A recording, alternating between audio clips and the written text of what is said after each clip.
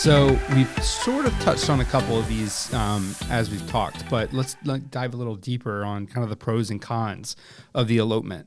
I think from a pro perspective, the one off the top is it's just easier to plan. It's less stress. And if you really think about it too, and I don't know, maybe shouldn't say this, but if you really think about it, and it goes back to our last podcast, if you're eloping like that, you're really paying attention and focusing more on the ceremony itself, which is actually the point of the wedding and the marriage, right? So I don't know. So, it's pretty cool, yeah. Because you're kind of getting the best of both worlds. Like, there's a lot of couples who are like, I would just love to have my ceremony with just a few people, but then I can't have my reception after because you're going to hurt people's feelings and all these things. So this is like a good way to do that. It's like a good way to have like your ceremony with like your closest people, but then celebrate with all the other people who are super important to you. Just maybe not your parents or your best friend since you were 5 or something.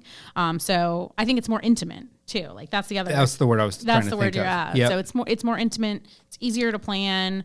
Save money, unless you have like a huge party that's elaborate afterwards, then maybe not. But it also gives you a chance to really personalize things. Yeah. You can go to Italy and get married in a vineyard without the cost of trying to expect 200 people to follow you to Italy and things like that. So you can really personalize it and make it true to you guys as a couple for a lot less expensive. Yeah, the intimate thing that speaks to me because I don't know, you get to spend more quality time with people. Yeah. That speaks to me. Yeah, I like that a lot, and it's more flexible. Like you don't have to keep in mind like everybody's schedule and that it has to be on a Saturday because people have to work on Friday and they have to work on Monday. Like you take a lot of... We're talking everybody out of doing a big wedding now. I know. Everyone's like, I'm eloping. Which if you're planning a big wedding at some point will probably cross your mind. 100%. What are we doing? So some of the cons, for me, I always thought when you always hear elopement, I think a con of it is there is a stigma around it, right? That you're going to Vegas and getting married by Elvis sort of thing, right? Like there is that stigma. And I think that's starting to fade. It is, but yeah. But there it still is, especially like in the, the older crowd. Yeah, for sure.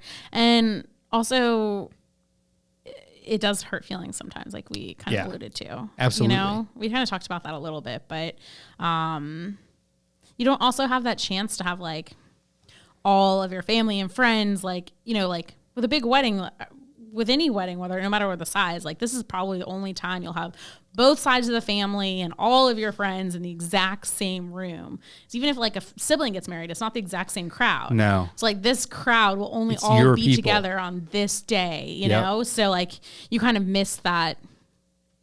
You don't necessarily miss that feeling. You just miss it with like as many of those people. Right. And you definitely don't get that like bride feeling, or groom feeling or whatever. Like you're not like going to all these appointments and picking out flowers and picking out, tablecloths and things like that, which maybe is like super appealing to you.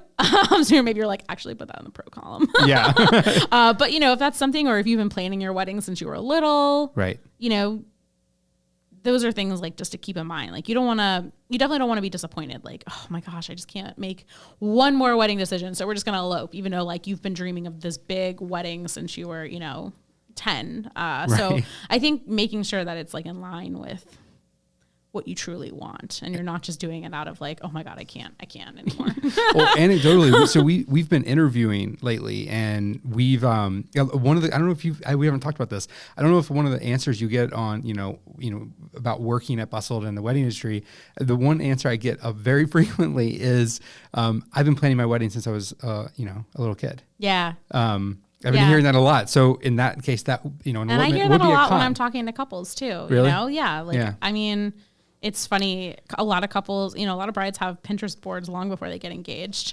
So that I know people have Pinterest boards when they're not even dating that person yet. So people do. I feel like you used to have like boxes of stuff or pictures. Like, so I do think a lot of people are imagining that. And if you're imagining that, you don't want to do an elopement just because you just can't make any more decisions, or you're just feeling overwhelmed, or any of that stuff. And you don't get to do, food tastings. Right. Or cake tastings. Cake tastings. Well, you still would. Not if you're not having a cake. why would you not get a cake? That's crazy talk. Crazy talk. Why? That doesn't even make sense. So yeah, just because you're eloping doesn't mean you don't need a cake. That's true. Yeah, that's true. So on that note, there's a lot of pros, there's a lot of cons. I think ultimately, as in anything with wedding planning, it boils down to what speaks to you as a couple. Yeah, it's what's right for you guys. I think that's the most important takeaway of everything is if it feels right for the two of you, then you should do it. Yeah. Whether you're going to hurt feelings or any of those things, you got to do what's right for the two of you. Yeah. It's your day and it's your start of a life together. Yeah, absolutely.